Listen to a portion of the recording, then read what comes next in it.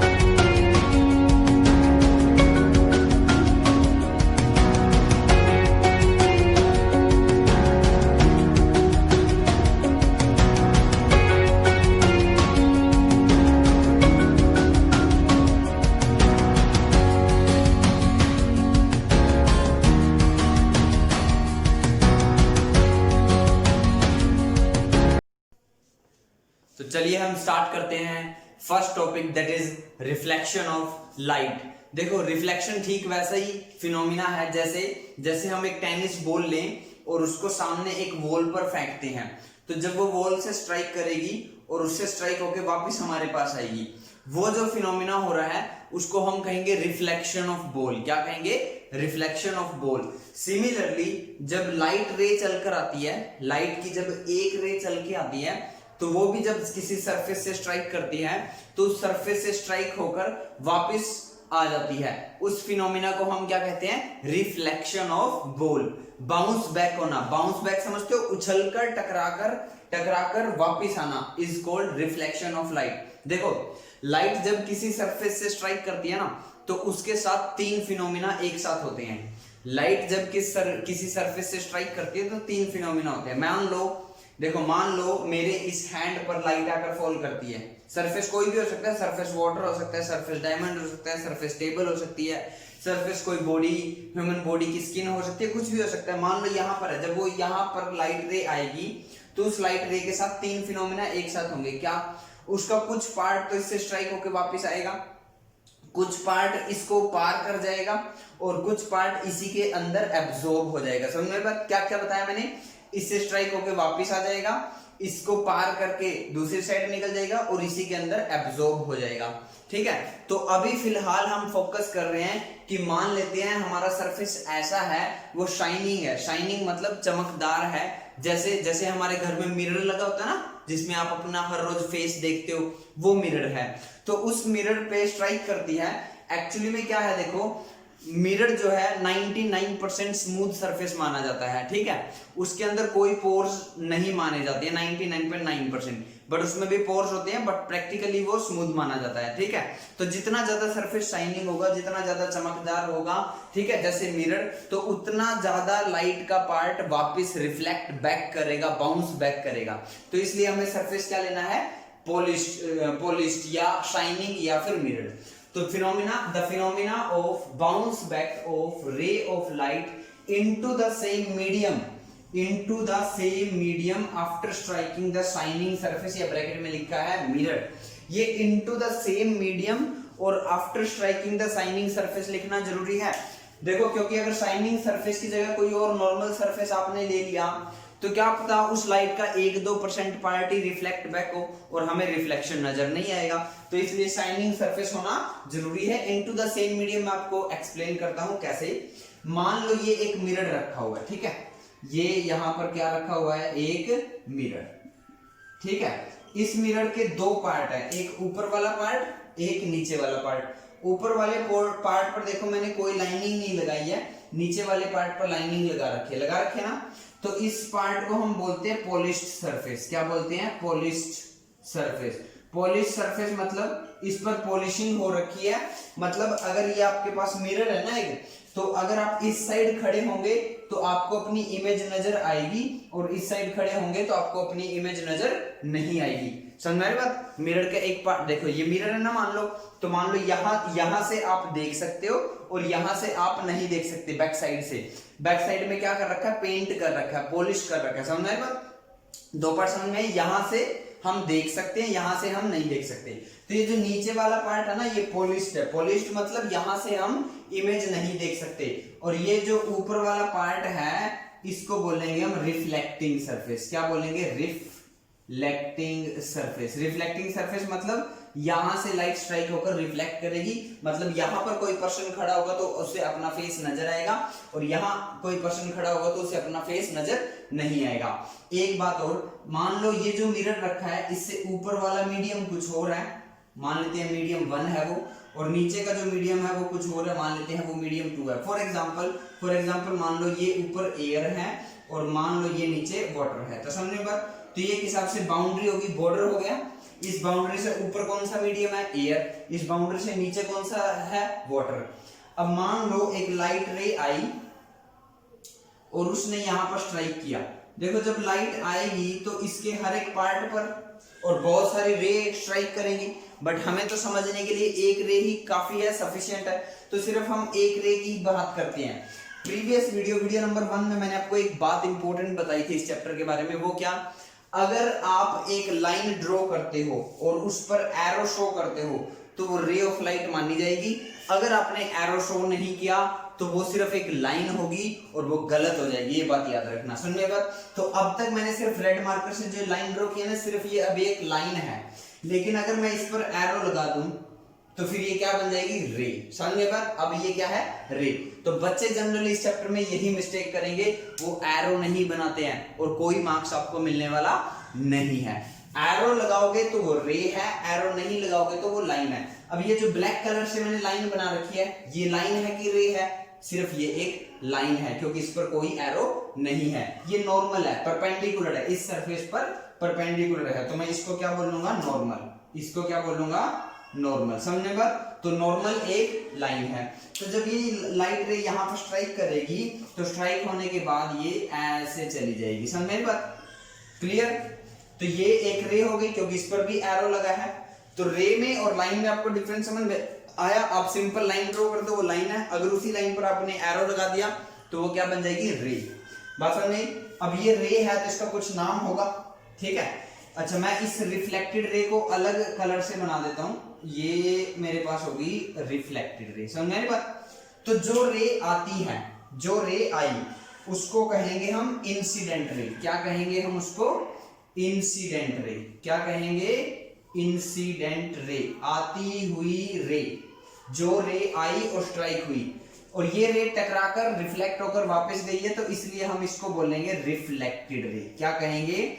Reflected ray. समझ में बात? क्या बताया मैंने? इंसिडेंट रे, जो रे आई और जो स्ट्राइक होके गई, वो reflected ray. Incident ray, reflected रे, क्लियर हो आपको? नेक्स्ट, इस नॉर्मल के बीच में और इंसिडेंट रे के बीच में एक एंगल बन रहा है। देखो यहां बन रहा है ना ये एक एंगल, इस एंगल को कहते हैं आई। इस एंगल को क्या कहते हैं? आई।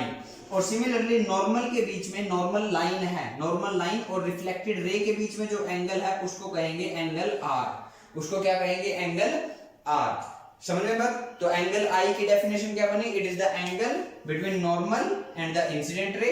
एंड रिफ्लेक्टेड एंगल क्या होगा? रिफ्लेक्टेड एंगल क्या होगा? The angle between reflected ray and normal. ये जो एंगल है, ये मिरर के बीच में और इंसिडेंट रे के बीच में जो एंगल है, इसको बोलते हैं हम जी। क्या बोलते हैं? जी।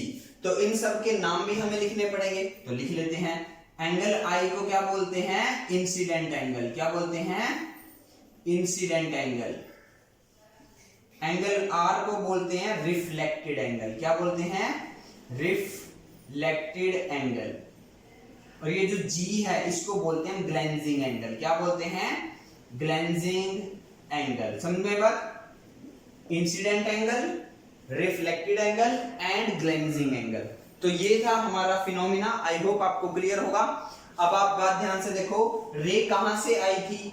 एयर में से आई थी चलकर, और स्ट्राइक होके कहां चली गई, एयर में। मतलब जिस मीडियम से आई थी उसी मीडियम में चली गई, एयर से वाटर में तो नहीं गई, इसीलिए इसकी डेफिनेशन में है इनटू द सेम मीडियम। समझ में? तो दोबारा सुनो definition, the phenomena of bounce back, उछलकर वापस आना, किसका, ऑफ रे ऑफ लाइट, रे लाइट की रे का, इनटू द सेम मीडियम, उसी मीडियम में, after striking the shining surface, एक चमकदार सतह से लाइक मिरर से टकराकर वापस आना। ये क्यों लिया मैंने आपको बताया, अगर हम कोई और सरफेस ले लेते तो क्या पता वो रे रिफ्लेक्ट नहीं होती, सारी की सारी या तो एब्जॉर्ब हो जाती है, इसको पार कर जाती। हाई बात समझ में, इसलिए शाइनिंग सरफेस हमने लिया है। Incident ray, reflected ray, incident angle, reflected angle, glancing angle, ये सब आपको क्लियर होना चाहिए। नेक्स्ट आते हैं लॉज ऑफ रिफ्लेक्शन। क्या रूल्स होते हैं? पहला रूल होता है the angle of incidence is equal to the angle of reflection. Incident angle हमेशा रिफ्लेक्टेड एंगल के इक्वल होगा। मतलब जिस एंगल पर आकर इंसिडेंट रे स्ट्राइक करेगी उसी एंगल पर वापस जाएगी। बेशक से मेरे फिगर में आपको आई और आर कम ज्यादा लग रहा हो, बट अगर आप appropriate with the help of scale diagram draw करोगे तो बिल्कुल ये दोनों इक्वल एंगल आएंगे, और इनका एक्सपेरिमेंट भी किया जाता है जिससे प्रूव होता है कि ये दोनों एंगल इक्वल हैं। तो याद रखना, इंसिडेंट एंगल और रिफ्लेक्टेड एंगल हमेशा एक दूसरे के इक्वल होते हैं। इंसिडेंट एंगल को एंगल ऑफ इंसिडेंस भी बोला जाता है और रिफ्लेक्टेड एंगल को एंगल ऑफ रिफ्लेक्शन भी बोला जाता है। समझे मत? तो इंसिडेंट एंगल और रिफ्लेक्टेड एंगल हमेशा एक दूसरे के इक्वल होते हैं। मतलब अगर रे आई 40 डिग्री पर तो जाएगी भी कितने पे, 40 डिग्री पर। अगर रे आई 50 डिग्री पर तो रे जाएगी 50 डिग्री पर। अगर रे ने इंसिडेंट किया 45 डिग्री एंगल पर तो रिफ्लेक्टेड रे भी जाएगी 45 डिग्री एंगल पर। अब बॉल के साथ ही देख लो ना, अब बॉल के साथ जब बॉल पर मारकर कैच करते हुए खेलते हो तो हर बार जब बॉल जाकर स्ट्राइक करती है तो वो एक अलग एंगल पर स्ट्राइक करती है, हमेशा सेम एंगल तो होता नहीं है। ठीक उसी प्रकार वो बॉल आपके पास वापस भी आती है, कभी यहां पर, कभी यहां पर, कभी यहां पर। समझने में बात? तो जिस एंगल पर लाइट आती है उसी एंगल पर रिफ्लेक्ट होकर जाती है। सबसे important, angle of incidence is equal to angle of reflection. Next है, ध्यान से देखो, the incident ray, reflected ray and normal all lie in the same plane. ये तीनों, कौन तीनों? Incident ray, reflected ray and normal all lies in the same plane, all lies in the same plane. अच्छा एक बात, यहां जो बच्चे मिस्टेक करते हैं वो कितना मर्जी समझा लो, बच्चे यही करेंगे, इंसिडेंट रे, रिफ्लेक्टेड रे, नॉर्मल रे। नॉर्मल को भी रे बोलेंगे, अरे नॉर्मल रे नहीं है, नॉर्मल एक लाइन है।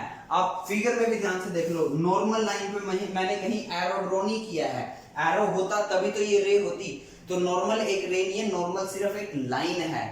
इंसिडेंट एक रे है, रिफ्लेक्टेड रे भी एक रे है, बट नॉर्मल है जो वो एक लाइन है। देखो नॉर्मल के आगे मैंने रे नहीं लिखा है, तो क्या है second, the incident ray, reflected and the normal all lies in the same plane. अब ये समझोगे कैसे?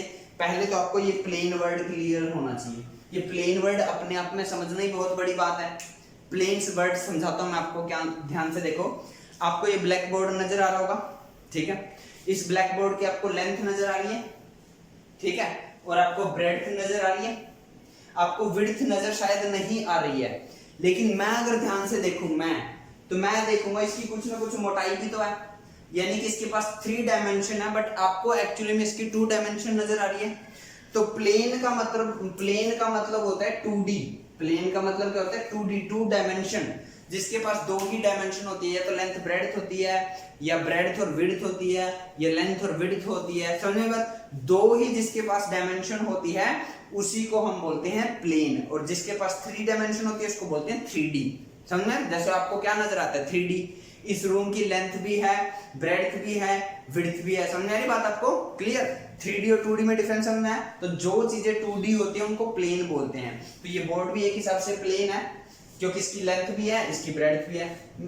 मैं कहूं आपको यहाँ पे, जैसे आपने magnetic effect of electric current chapter पढ़ा था, वहां पर 3 क्वांटिटी हमें एक साथ शो करनी पड़ती थी। क्या क्या?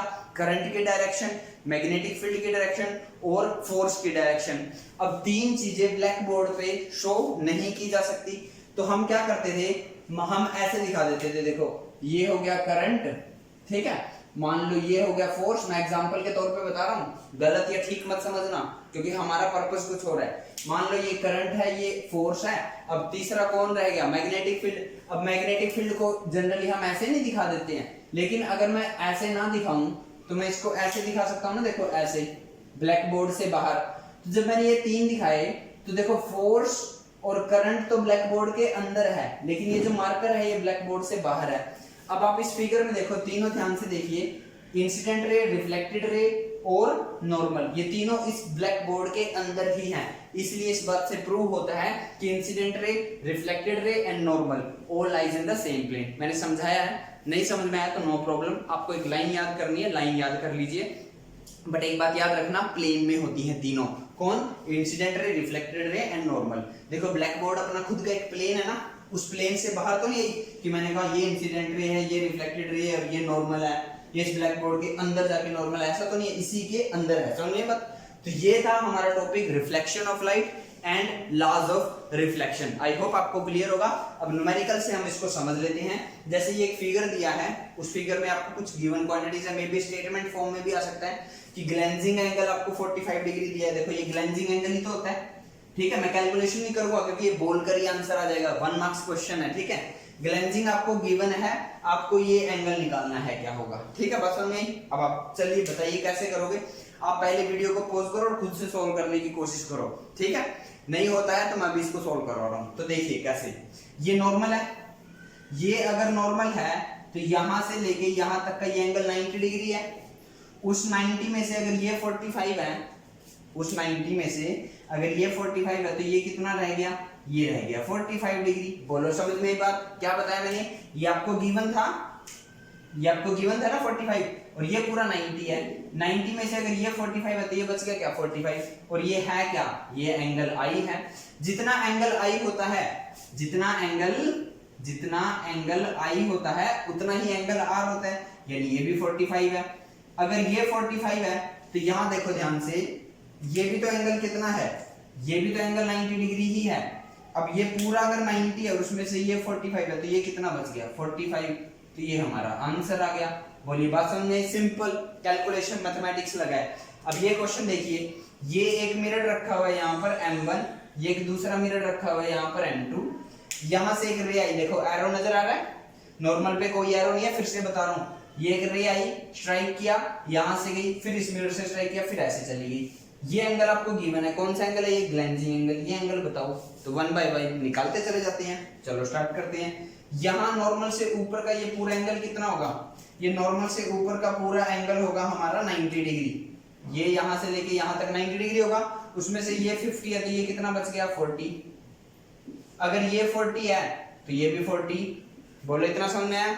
अब ध्यान से देखो, ये वाली लाइन और ये वाली लाइन एक दूसरे के पैरेलल है और ये बीच में से इंटरसेक्शन लाइन है, तो ये एंगल और ये एंगल इक्वल होंगे 40 डिग्री, तो ये भी 40 डिग्री।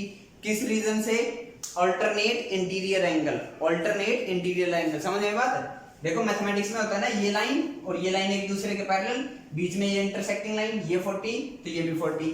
अगर ये 40 है तो ये 50 है, ये 50 है तो ये भी 50 है, और अगर ये 50 है तो ये 40 है। आंसर समझ में आया कैसे निकला? समझ में बात? दोबारा बताता हूं। ये 50 गिवन था, इस नॉर्मल लाइन से ऊपर का टोटल एंगल 90 डिग्री होता है, उसमें से अगर ये 50 है तो ये 40 है। ये 40 क्या है? Angle, incident angle. अगर ये इंसिडेंट एंगल है तो रिफ्लेक्टेड एंगल भी 40 होगा। अब ये लाइन और ये लाइन एक दूसरे के पैरेलल है और बीच में से ये इंटरसेक्टिंग लाइन है, तो ये 40 और ये 40 इक्वल होगा। समझ में बात? किस रीजन से? Alternate interior angle. किस रीजन से? Alternate interior angle. Alternate interior angle AIA।